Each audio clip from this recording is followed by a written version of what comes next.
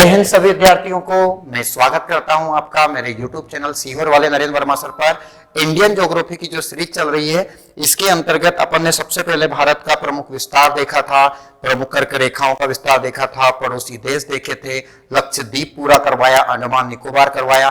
बहुत प्यारे तरीके से आपको बंदरगाह का टॉपिक मैंने पढ़ाया था और पूरे बंदरगाह अच्छे से याद करवाए थे और साथ में बहुत जबरदस्त झीलों को मैंने आपको ट्रिक से याद करवाया था, जिसमें 36 झील याद करवाई थी और साथ में पूरी विश्व की झीलें आपको मैं द्वारा याद करवाई थी।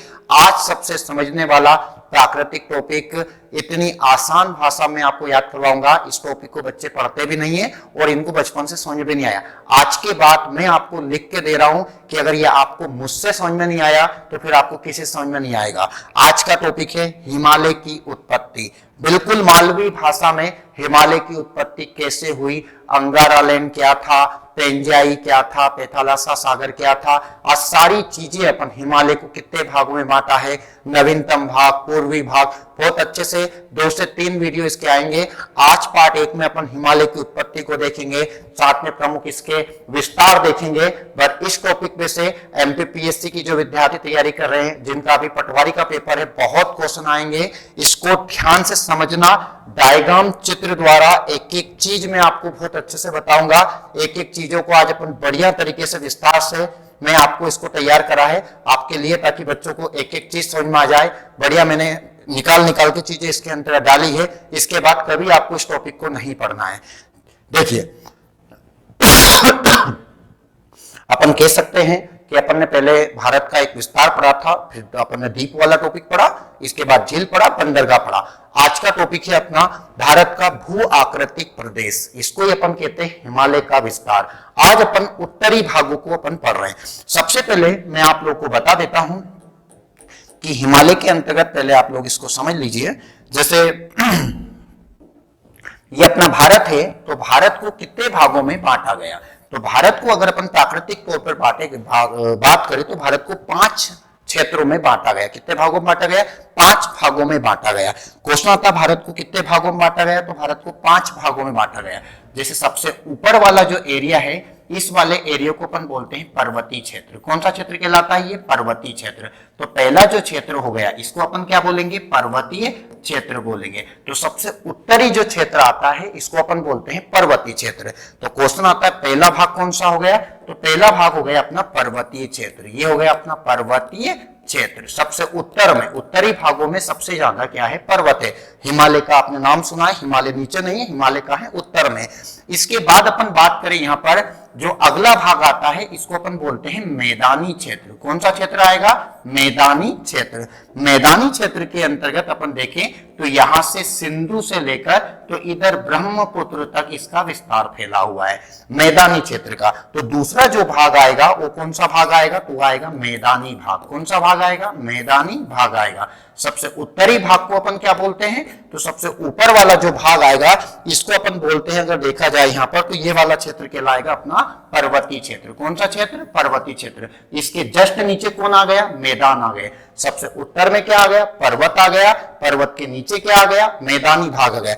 मैदानी भाग के बाद आपका अगला क्षेत्र जो आता है, यह आता है आपका, अगर अपन इसको देखें तो इसको बोलेंगे अपन पठारी क्षेत्र। कौन सा क्षेत्र? पठारी क्षेत्र है ना। ये दक्कन का पठार के अंदर पूरा का पूरा भाग फैला हुआ है। मालवा का पठार सुना होगा, बुंदेलखंड का पठार, छोटा नागपुर का पठार, सतपुरा का पठार है ना, अपना जितना भी रीवा पन्ना का पठार, दक्कन का पठार, धारवाड़ का पठार, कर्नाटक का पठार। तो ये अगला जो भाग है अपना, इसको बोलेंगे पठारी क्षेत्र। कौन सा क्षेत्र आएगा? पठारी क्षेत्र। जो तीसरा क्षेत्र है, इसका नाम क्या है? पठारी क्षेत्र। कौन सा क्षेत्र आएगा? पठारी क्षेत्र। तो पहला सबसे उत्तरी क्षेत्र को अपन ने क्या बांटा? पर्वतीय क्षेत्र में। सबसे उत्तर में जो विस्तार है वो किसका है? पर्वत में। तो उत्तरी भाग को पर्वतीय, पर्वत के नीचे वाले भाग को, जहां पर नदियां बहती है, उसको कहा गया मैदानी। मैदानी के जस्ट नीचे आया पठारी भाग। और पठारी भाग के बाद अगर अपन यहाँ पर देखें तो आप सबको पता है कि यहाँ पर है अरब सागर और यहाँ पर है बंगाल की खाड़ी। तो ये वाला जो क्षेत्र है, पानी वाला एरिया, इसको बोलेंगे तटीय क्षेत्र। कौन सा क्षेत्र? तटीय क्षेत्र। तो जो चौथा भाग है, इसको अपन किस नाम से जानेंगे? तटीय क्षेत्र। तटीय क्षेत्र। और अगला जो आपका पांचवा क्षेत्र माना जाता है, वैसे उसको तटीय क्षेत्र में ऐड कर दिया जाता है, लेकिन पांचवा एक अलग से क्षेत्र है। अगर पांचवा क्षेत्र आपसे पूछे तो अंडमान निकोबार, इसको बोलते हैं द्वीपीय क्षेत्र। कौन सा क्षेत्र? द्वीपीय। अंडमान निकोबार, लक्षद्वीप, ये सब किसके अंतर्गत आ जाते हैं? द्वीप के अंतर्गत आ जाते हैं। तो जो पांचवा क्षेत्र है इसको क्या बोलेंगे अपन? द्वीपीय क्षेत्र। कौन सा क्षेत्र? द्वीपीय क्षेत्र। और एक क्षेत्र और छठा पूछा जाता है, लेकिन अपने यहां पर क्या है? एक रेगिस्तानी क्षेत्र भी आता है, लेकिन अपने यहां एक ही मरुस्थल है और उसका नाम क्या है? थार। भारत का सबसे बड़ा मरुस्थल कौन सा है? थार। और थार कहां पर है? अपना रेगिस्तान बात है राजस्थान में ना, तो इसको अपन बोलेंगे रेगिस्तानी क्षेत्र। रेगिस्तानी क्षेत्र, इसको भी अपन पढ़ेंगे, मरुस्थल के अंतर्गत आता है, मरुस्थल के अंतर्गत। मरुस्थल वैसे मेन जो अपन को पढ़ना है इसको अभी हटा दीजिए, क्योंकि ये एक ही है तो अपन इसको अलग से पढ़ लेंगे।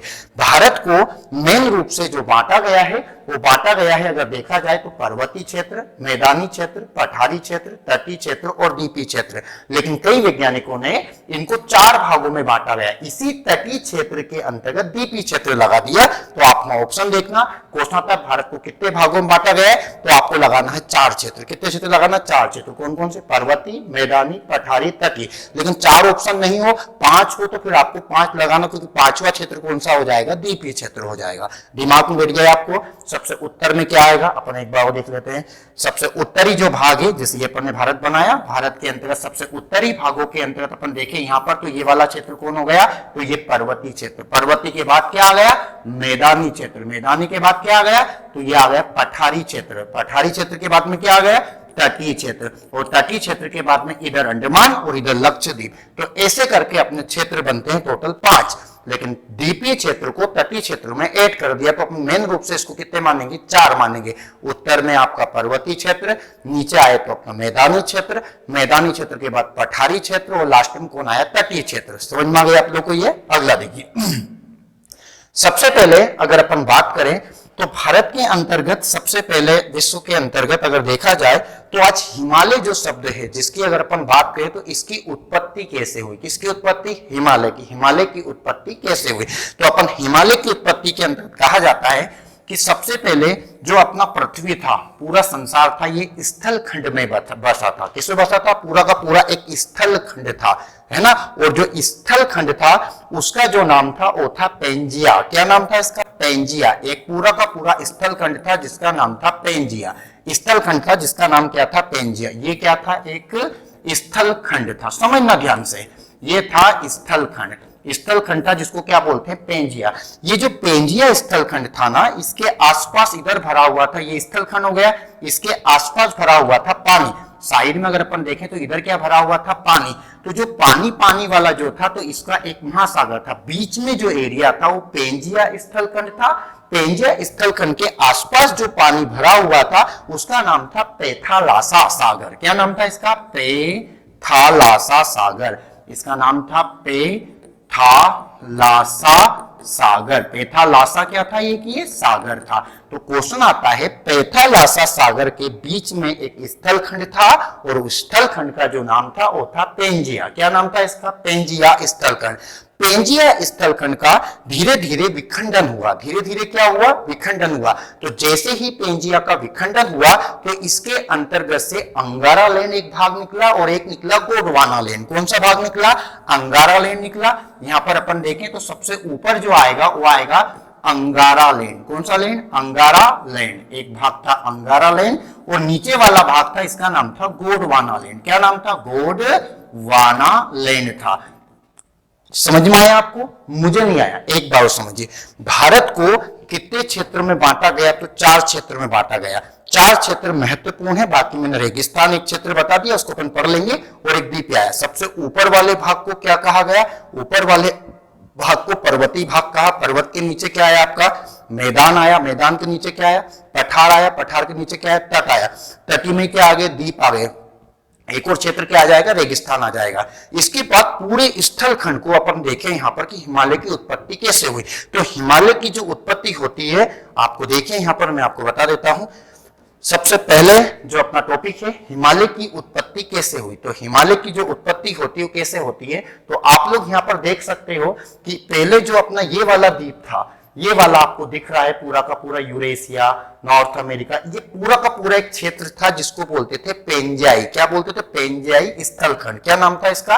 पेंजियाई स्थलखंड। आप लोग देख रहे हो, ये यूरेशिया, ये उत्तर अमेरिका, दक्षिण, ये तो बाद में बने। पूरा का पूरा ये जो एक सेटअप था, इसके कोई नाम नहीं थे, इसका एक ही नाम था, पेंजियाई स्थलखंड। पेंजियाई स्थलखंड जो अंदर है, ये वाला जो अंदर भाग है, स्थल जहां पर अपन रहते हो, क्या कहलाता है? स्थल कहलाता है। बाहर जो ये नीला नीला आपको पानी दिख रहा है, इसका नाम था पैथालासिक समुद्र। कौन सा समुद्र था? पैथालासिक समुद्र। पैथालासिक समुद्र के जो अंदर था वो कौन था? पेंजियाई स्थलखंड था।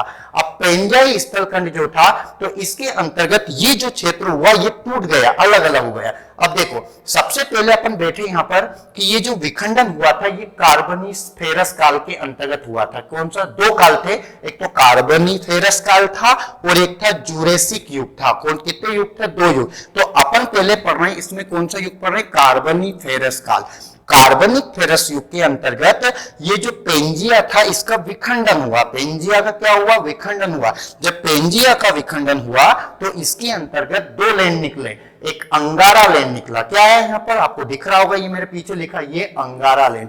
अंगारा लैंड को लारेशिया कहते हैं। अंगारा लैंड को किस नाम से जाना जाता है? लारेशिया के नाम से। अंगारा लैंड के नीचे निकला है गोंडवाना लैंड। कौन सा लैंड? गोंडवाना लैंड। उत्तर में देखो, पहले पेंजियाई था, पेंजियाई के पास में पैथालासा समुद्र था। पेंजिया का विखंडन हुआ। पेंजिया का जो विखंडन होता है, वो किस काल में होता है? कार्बानिफेरस काल के अंतर्गत इसका विखंडन हुआ। जैसे इसका विखंडन हुआ, इसके कितने भाग बने? इसके दो भाग बने।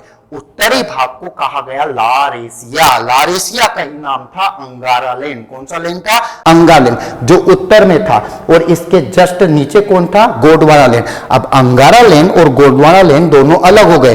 अब ये दोनों एक बार तेजी से अलग हुए। अब जब ये तेजी से अलग हुए, तो यहां पर ये जो समुद्र था, क्या नाम था समुद्र का? समुद्र का नाम था पंथालासिक समुद्र। कौन सा समुद्र? पंथालासिक समुद्र। अब ये जो पंथालासिक समुद्र आसपास था, इसका पानी यहां पर बीच में घुस गया। जब इन दोनों का विखंडन होता है, तो इस समुद्र का पंथालासिक समुद्र, कौन सा समुद्र? पंथालासिक समुद्र। ये हो गया अपना पंथालासिक समुद्र।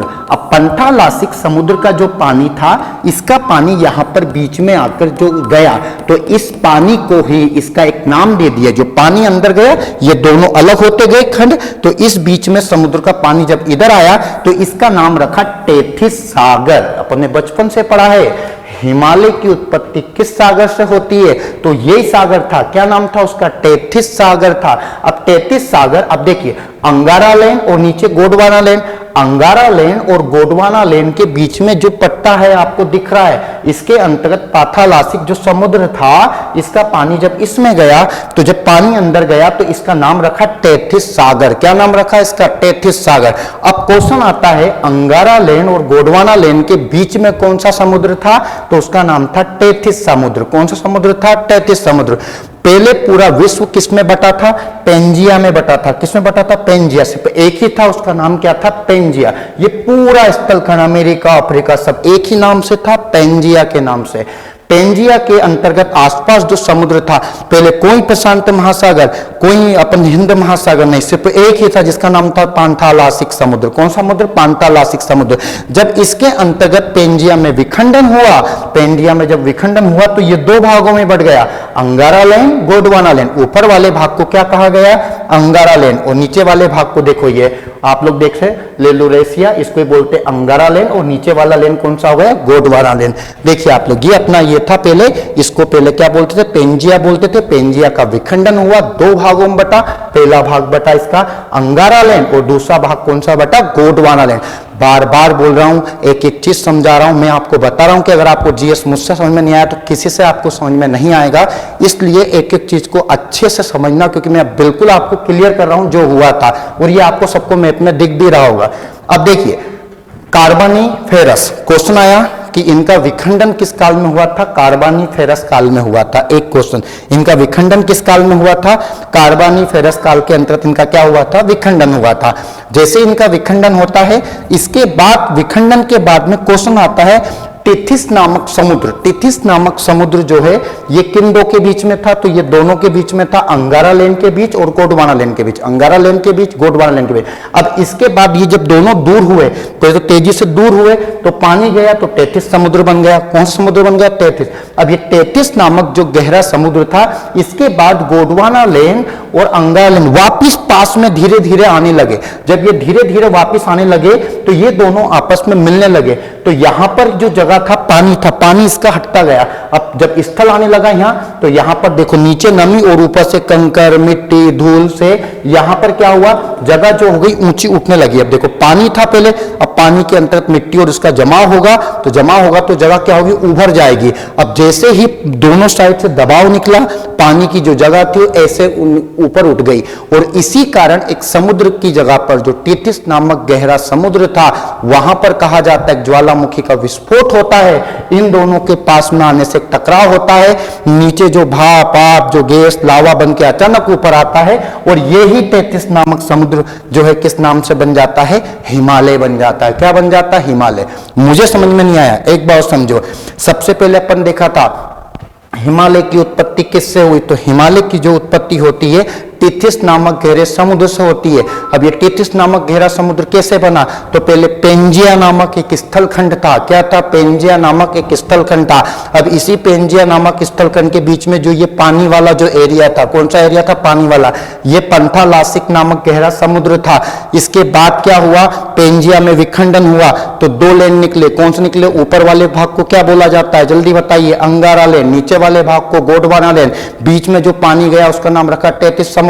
वापिस ये दोनों तेजी से पास में आए, तो जब पास में आया दबाव बना, लावा का इंसर्ट, यहाँ पर एक ज्वालामुखी स्फोट हुआ, और उससे क्या बना, टिथिस नामक समुद्र खत्म होकर हिमालय की उत्पत्ति हो गई। किसकी उत्पत्ति हो गई? हिमालय की। तो क्वेश्चन आता है, जहां पर आज हिमालय जैसा सबसे विशाल पर्वत पहाड़ खड़ा हुआ है, आज उससे पहले यहां पर क्या था, तो यहां पर टिथिस नामक गहरा समुद्र था, है ना। इसको विवर्तनिक नामक सिद्धांत के नाम से भी इसको उत्पत्ति बताई गई थी, कि जो विवर्तनिक जो थे वैज्ञानिक थे, वो वैज्ञानिक उन्होंने बताया था कि हिमालय की जो उत्पत्ति हुई थी, इससे पहले यहां पर टिथिस नामक एक गहरा समुद्र था।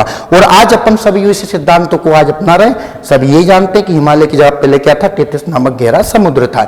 यहां तक मुझे लगता है कि सभी विद्यार्थियों को ये क्लियर हो चुका होगा। अगला देखिए, ये समझ में आ गया। पेंजिया था सबसे पहले, एक ही स्थल खंड था। पेंजिया का में जो एक ही समुद्र था, समुद्र का नाम पाथालासिक, जो समुद्र मैंने आप लोग को बताया, इसके अंतर्गत विखंडन हुआ, अंगारा लेन बना, गोंडवाना लेन बना।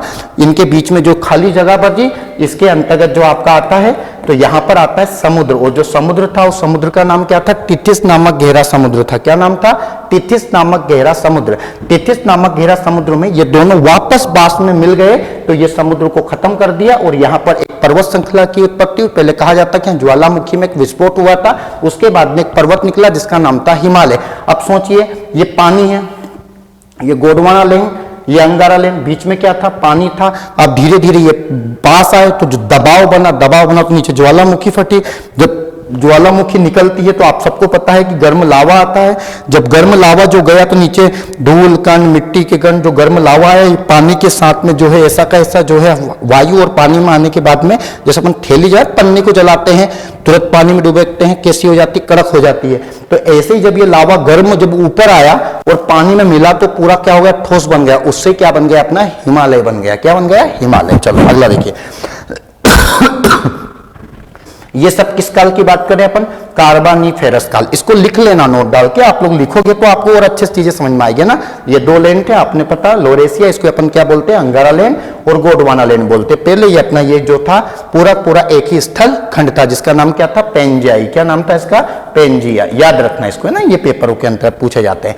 अब देखिए आप लोग यहां पर, अब क्वेश्चन जो आते हैं, अगर अपन बात करें क्वेश्चन की, तो आपको मैं थोड़ा मैप में भी दिखा देता हूं कि ये सबसे ऊपर वाला भाग था, ये अंगारा लेन था, ये नीचे मैंने आपको बता दिया था, ये टिथिस नामक समुद्र था, ये गोंडवाना लेन था।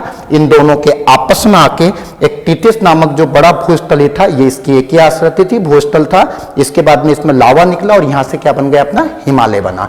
अब अपन देखें कि पृथ्वी के अंतर्गत जब गोंडवाना लेन है, तो गोंडवाना लेन के अंतर्गत एक इंडिका प्लेट, इसको किस नाम से और जाना जाता है? Indica plate. और ऊपर वाले भाग को यूरेशिया प्लेट। कौन सी प्लेट कहा जाता है? यूरेशिया प्लेट कहा जाता है। कहा जाता है यूरेशिया प्लेट और इंडिका प्लेट के आने से टिथिस सागर में जो जमा लावा था इसमें दबाव बल के कारण किसकी उत्पत्ति हो गई, हिमालय की। इंडिया प्लेट जो बनी थी कैसी बनी, त्रिभुजाकार बनी थी। कैसी बनी थी, त्रिभुजाकार, त्रिभुजाकार। इसका एक कोना इधर था, ये कुछ ऐसे थी, ऐसे एक कोना इधर और एक कोना इधर हुआ। ये दोनों कोनों को अपन समझेंगे अभी आगे ही आएगा। अगला देखिए यहां पर देखो, पेंजिया एक वृहत महाद्वीप था जो करीब 33 करोड़ साल पहले हुआ करता था। ये पेंजिया, पेंजिया एक क्या था, महाद्वीप था, मतलब एक ही महाद्वीप था। जैसे आज महाद्वीप कितने अपने 7 महाद्वीप है। सबसे बड़े कौन सा है, सबसे बड़ा एशिया है, उसके बाद अफ्रीका है, उत्तर अमेरिका है, दक्षिण अमेरिका है, अंटार्कटिका है, यूरोप है और ऑस्ट्रेलिया है सबसे छोटा। पहले एक ही था, उस महाद्वीप का नाम क्या था, पेंजिया। तो पेंजिया का विखंडन हुआ, अंगारा लैंड और कौन सा बना, गोंडवाना लैंड। बार बार बोल रहे हैं ताकि आपके दिमाग में बैठ जाए और आपको याद हो जाए। चलो ये आपने देखा होगा यूरेशियाई है ना, इसके बाद ये अपना भारत है, इसके बाद इसी के कारण जो अपना था ये यहीं बना, ये वाला भाग उत्तरी अमेरिका चला गया, ये दक्षिणी अमेरिका को, ये अंटार्कटिका को, ये ऑस्ट्रेलिया को और ये भारत को, है ना। ये था पेलियोटेथिस सागर, पहले ये इसके आसपास सागर था। देखिए अब देखो यहां पर अपन पहले मैं आपको इसको शॉर्टकट बता देता हूं। आपको मैंने बताया कि भारत के महत्वपूर्ण जो क्षेत्र थे वो 4 थे। ये वाला क्षेत्र था हिमालय, ये वाला क्षेत्र कौन सा था अपना, हिमालय क्षेत्र था। ये वाला क्षेत्र कौन सा था अपना, हिमालय। हिमालय के बाद में बीच में कौन हो गया, मैदानी। इसके बाद ये पठारी क्षेत्र और ये जो लाइन खींची है इसको अपन क्या बोलेंगे इधर, इसको बोलेंगे तटीय क्षेत्र। और ये अंडमान निकोबार हो गया और यहाँ पर लक्षद्वीप हो गया। अब देखिए आप लोग यहाँ पर अगर अपन देखें ध्यान से, अब इसको समझना थोड़ा। कहा जाता है कि भारत के अंतर्गत जो हिमालय है, आज उत्पत्ति तो हिमालय की हो गई। अब आपसे पूछे हिमालय की जगह पहले क्या था, टिथिस नामक गहरा समुद्र था, टिथिस नामक गहरा समुद्र था।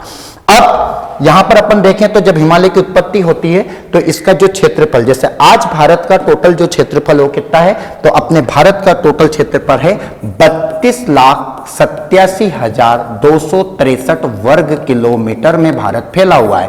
32,87,263 वर्ग किलोमीटर में फैला है। उसमें पर्वतीय भाग, पहाड़ी भाग, पठारी भाग और मैदानी भाग। ये मैंने आपको बताया था, ऊपर वाला भाग पर्वतीय भाग, नीचे वाला भाग पठारी भाग। पहाड़ी भाग में जो अपना मैदानी भाग आया था, मैदानी के बाद पठार आया था, पठार के बाद में तट आए थे। तो इसमें कहा कि जो पर्वतीय भाग है, पर्वतीय भाग का क्षेत्र सबसे उत्तर में है। पर्वत कहां पर है भारत में, सबसे ज्यादा उत्तरी भाग। जैसे ये श्रृंखलाएं आपको दिख रही होगी, ये पर्वतीय भाग की श्रृंखला है। तो भारत के अंतर्गत जो पर्वतीय भाग है वो कितने % भाग पर फैला है, तो भारत में पर्वतीय भाग ही 11% पर। कितने प्रतिशत भाग पर, 11। मतलब सबसे उत्तर में जो अपना पर्वतीय भाग है, कौन सा भाग है, पर्वतीय भाग। पर्वतीय भाग ये उत्तरी भाग है, ये कितने % भाग में फैला है, 11% भाग में फैला है। कौन सा भाग, पर्वतीय भाग। दूसरा है पहाड़। पर्वतीय जो होते हैं वो ऐसे फैले रहते हैं, पहाड़ जो होते हैं ऊंचे ऊंचे होते हैं। तो भारत के अंतर्गत कहा जाता है कि जो पहाड़ी भाग है वो कितने % भाग में, तो ये पहाड़ी भाग है आपका 18%। कितना प्रतिशत, 18%। पहाड़ी भाग कितना है, 18%। पर्वतीय भाग कितना, 11%। ये मैंने लगभग बता दिया है, अगर लगभग नहीं आए तो 10.7% भी आप लोग इसको कर सकते हो ना। पर्वतीय भाग या तो लगभग 11% या 10.7%। पहाड़ी भाग कितना है, 18%। इसके बाद में आपका आएगा पठारी भाग। पठारी भाग फैला हुआ है 28% पर। कितना प्रतिशत, 28। मैदानी भाग फैला हुआ है 43%, है ना, जहां पर उपजाऊ भूमि है। पर्वतीय भाग कितना है, 11 है। पहाड़ी भाग कितना है आपका, अगर बात करें तो पहाड़ी भाग 18%, पठारी भाग 28%, मैदानी भाग 43%। एक बार इसको समझ लो क्योंकि ये पेपर के अंदर पूछा जाता है। उत्तरी भाग को क्या कहा जाता है, तो सबसे उत्तर में आपका आएगा पर्वत, बीच में मैदान, नीचे पठार और इधर आएगा तटीय। इसके बाद में द्वीप भी आ जाएगी, मरुस्थलीय भाग भी आ जाएगा, जहां पर अपने यहाँ तो वैसे एक ही रेगिस्तान है ना। अब आपका पूछा है पर्वतीय भाग कितना है, 11% लगभग। ऐसे पूछे तो 10.7, ये एग्जैक्ट हो गया ना। पहाड़ी कितना हो गया, 18% हो गया। पठारी कितना हो गया, 28% हो गया। मैदानी कितना हो गया, 43% हो गया। ये याद रखना आप लोग है ना। ये संपूर्ण भारत के क्षेत्रफल, भारत का संपूर्ण क्षेत्रफल 32,87,263 वर्ग किलोमीटर में ये फैला हुआ है। अब देखिए आप लोग यहाँ पर भारत के अंतर्गत कहा जाता है, मैं पहले शॉर्टकट आपको इसको अपने हिसाब से बता देता हूं। भारत के अंतर्गत सबसे ऊपर वाला एरिया है लद्दाख। क्या है ये अपना, लद्दाख। सबसे उत्तर में भारत में जो आता है, यहां पर अगर आप देखें तो ये क्या आएगा आपका, लद्दाख आएगा। तो अपना जो हिमालय फैला हुआ है, क्या फैला हुआ है, हिमालय। हिमालय फैला हुआ है लद्दाख से सीधे अरुणाचल प्रदेश तक। इसका एक छोर कहां पर है? लद्दाख में। तो दूसरा छोर इसका कहां पर खत्म होता है? अरुणाचल प्रदेश में। एक छोर कहां पर है इसका? लद्दाख। तो दूसरा छोर कहां पर है? अरुणाचल प्रदेश। ये वाला जो भाग फैला हुआ है इसको अपन क्या बोलेंगे? हिमालय बोलेंगे। क्या बोलेंगे? हिमालय। तो आपका जो उत्तर, अब देखिए आप लोग, लद्दाख से लेकर कहां तक है? अपन लद्दाख से, तो ये क्या हो गया आपका? अरुणाचल प्रदेश। ये लद्दाख वाला क्षेत्र और ये क्या है? अरुणाचल प्रदेश वाला क्षेत्र है। तो इसको दो भागों में बांटा गया, एक लद्दाख से लेकर, तो एक क्षेत्र आएगा आपका अरुणाचल प्रदेश, और एक इसको बांटा गया है नदियों वाले क्षेत्र में। तो नदियों की अपन बात करें तो यहां पर है अपनी सिंध नदी। कौन सी नदी? सिंध से लेके तो यहां पर आएगा ब्रह्मपुत्र तक। कहां तक आएगा? ब्रह्मपुत्र। तो अपना जो हिमालय है, हिमालय लद्दाख से लेकर, तो अगर अपन बात करें अरुणाचल प्रदेश या सिंध से लेके, तो आपको पता है सिंध नदी जो है अपनी कहां पर है? जैसा आप लोग देखें यहां पर, ये अपना सिंध नदी। सिंध नदी वैसे निकलती है इसे, पर ये वाली क्षेत्र में बहती है, तो ये पश्चिम आ जाएगा, और ब्रह्मपुत्र किधर से आती है? पूर्व से आती है। तो पश्चिम से लेके तो पूर्व तक, सिंध से लेके तो ब्रह्मपुत्र तक हिमालय जो फैला है ये 2500 किलोमीटर, 2500 वर्ग किलोमीटर, 2500 किलोमीटर तक माना जाता है। कितना माना जाता है? 2500, 2500 किलोमीटर तक, मतलब 2500 किलोमीटर तक अपना हिमालय फैला हुआ है। याद रखना, क्वेश्चन आता है हिमालय सिंध से लेकर तो ब्रह्मपुत्र तक कितना है टोटल? तो ये है 2500 किलोमीटर तक फैला हुआ है।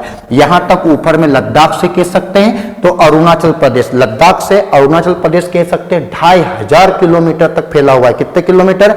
2500 किलोमीटर तक फैला हुआ है।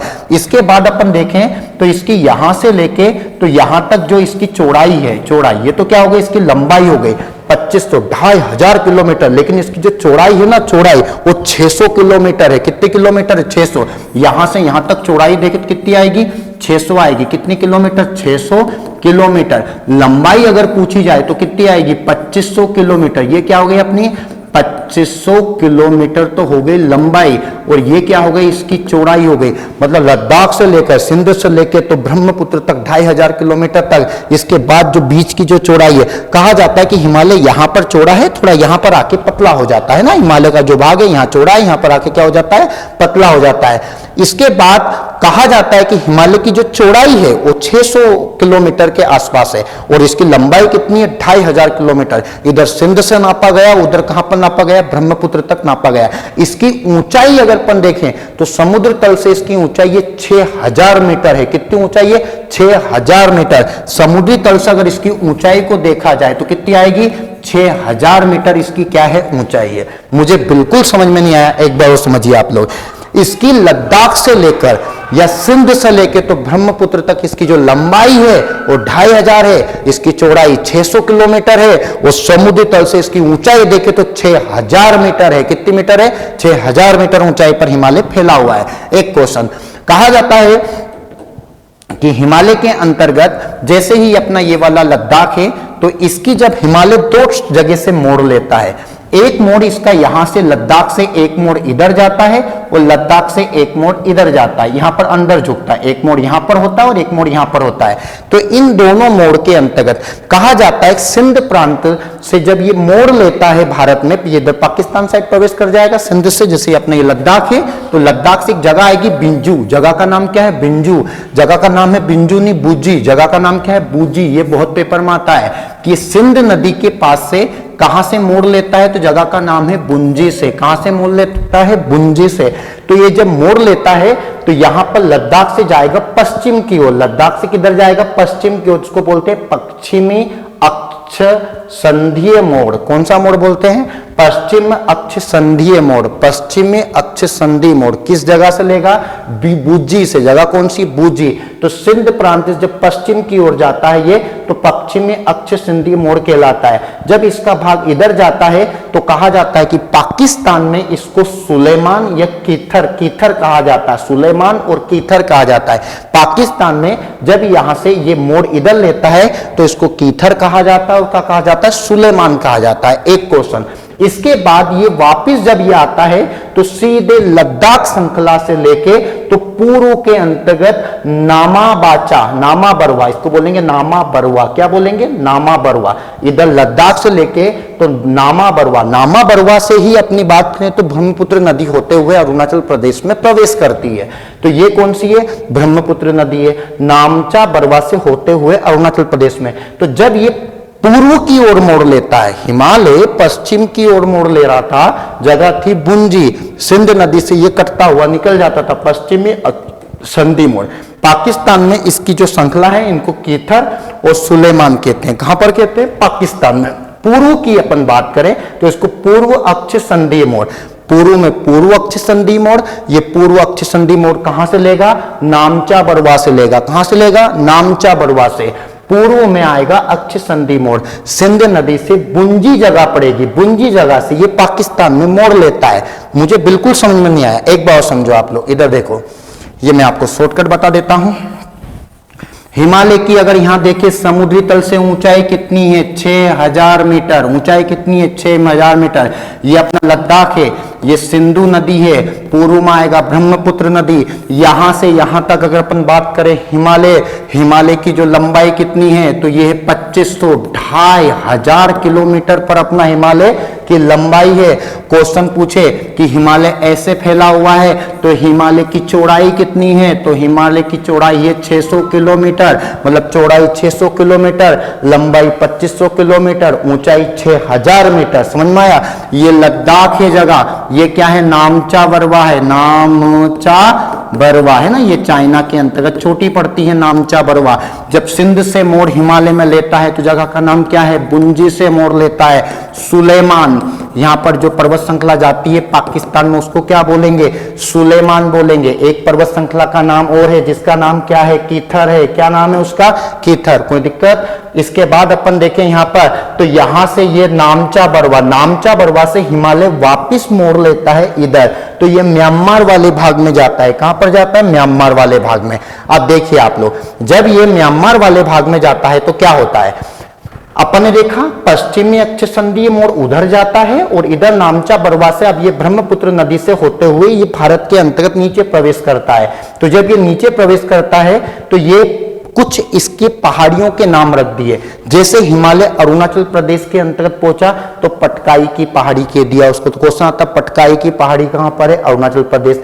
नागा नाम रख दिया नागालैंड में, मणिपुरी नाम रख दिया मणिपुरी में, मिजो में मिजोरम रख दिया, आराकाना योमा रख दिया म्यांमार में। तो ये पटकाई, नागा, मणिपुरी, मिजो, अरकाई, ये सब हिमालय के ही भाग है। किसके भाग है? हिमालय का एक टुकड़ा यहाँ पर आ गया पटकाई में, तो अरुणाचल प्रदेश में पटकाई बोल दिया उसको। तो इसको बोलते हैं पूर्वांचल पहाड़ी। यहाँ पर क्या कहा गया? पूर्वांचल पहाड़ी। कहा जाता है पूर्व अक्षांशी मोड़ जो नामचा बरवा से लेता है तो ये जहां तक जाता है म्यांमार तक, ये 1000 किलोमीटर तक फैला है। कितने हजार किलोमीटर? 1000। अपन ने लद्दाख से लेके तो ब्रह्मपुत्र तक 2500 देखा था, सिंध से लेके तो ब्रह्मपुत्र तक। अब पूर्व के अंतर्गत जैसे अरुणाचल प्रदेश ये नीचे आता है तो इसको पूर्वांचल पहाड़ी कहा गया जो 1000 किलोमीटर तक फैली हुई है। समझ में आ गया होगा आप लोग को ये। देखिए आप लोग, अब मैं आपको मैप में बता देता हूं। ये आपको मैप में दिख रहा है, ये यहां पर आप लोग देखो सुलेमान दिख रही है। क्या दिख रही है? सुलेमान। सुलेमान के नीचे क्या है? कीथर है। यहां पर ये नदी जा रही है जिसका नाम है सिंध नदी। क्या नाम है इसका? सिंध नदी बह रही है ना। इसके बाद अपन देखें तो यहां पर आपका सबसे ऊपर, अच्छा हिमालय के जस्ट ऊपर, अब हिमालय पाकिस्तान तक है, पाकिस्तान के बाद खत्म हो जाता है अफगानिस्तान में, इसको हिंदू कुश पर्वत, एक नया पर्वत आ जाता है हिंदू कुश पर्वत। मैं आपको जब कुषाण काल पढ़ाऊंगा तो वहां पर हिंदू कुश पर्वत की काफी चर्चाएं आएगी, इसको अपन देखेंगे ना। अब यहां पर ये है लद्दाख और ये है अपना अरुणाचल प्रदेश। यहां पर जो है ये वाला एरिया सीधे जाता है 2500 किलोमीटर तक, है ना। जब ये नीचे आ जाता है तो ये पहाड़ी म्यांमार तक आता है जो कितना फैला हुआ है? 1000 किलोमीटर। तो ये अपन ने बात करी थोड़ी थोड़ी हिमालय की। अपन समझ रहे हिमालय कहां पर क्या है। तो अपन देखा हिमालय के अंतर्गत ये हिमालय का ये वाला भाग पूरा का पूरा यहां तक फैला हुआ है जो कितना है अपना 2500 किलोमीटर है ना। इसकी ये चौड़ाई यहां पर जाना ये कितनी मानी जाती है? लगभग 600 किलोमीटर के लगभग। ऊंचाई समुद्र तल से कितनी है? 6000 मीटर, है ना। थोड़ा थोड़ा दिमाग में आप लोग को बैठ रहा होगा। अगला अपन देखें यहां पर हिमालय की, हेलो, ठीक ठीक ठीक। देखिए अगर अपन बात करें यहां पर हिमालय की, तो हिमालय के अंतर्गत अब अपना जो अगला टॉपिक आता है कि कि जो अपना हिमालय है इसको कितनी श्रेणियों में बांटा है उसको मैं कल पढ़ाऊंगा। वो श्रेणी कौन कौन सी है, जैसे सबसे पहले अपन देखेंगे तो सबसे पहले ट्रांस हिमालय आएगा। कौन सा हिमालय आएगा, ट्रांस हिमालय। सबसे ऊपर आता है ट्रांस हिमालय, फिर वृहद हिमालय, वृहद हिमालय सबसे ऊपर, ट्रांस हिमालय, वृहद हिमालय, फिर एक आता है महान हिमालय। कौन सा हिमालय, महान, इसको मध्य हिमालय भी कहते हैं, और लास्ट में आता है शिवालिक। ये अपना हो गया, सबसे ऊपर आएगा ट्रांस हिमालय, इसमें दिया नहीं, ऊपर श्रृंखला है, इसको क्या बोलेंगे, ट्रांस हिमालय। ट्रांस हिमालय के बाद में अपना जो आएगा अगला, इसमें दिया नहीं है, मैं आपको इधर बता देता हूं, बाकी आपका जो आएगा सिस्टम इसको अपन कल पढ़ेंगे। वैसे सबसे पहले जो हिमालय का जो भाग आएगा वो आएगा, हिमालय के जो भाग है वो कितने हैं, तो सबसे पहले आएगा आपका ट्रांस हिमालय। कौन सा हिमालय आएगा, ट्रांस हिमालय।